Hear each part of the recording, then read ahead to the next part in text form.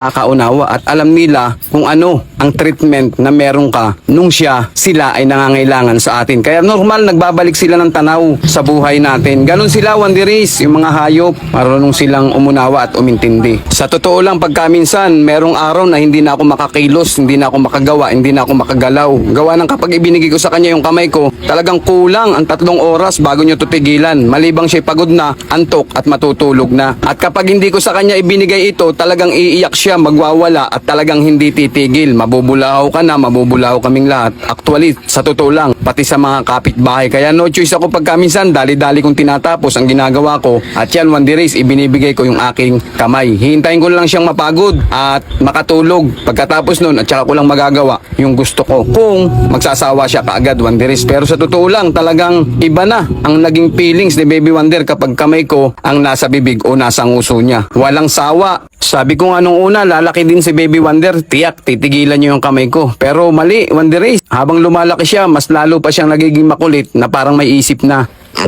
Sweet na ikaw.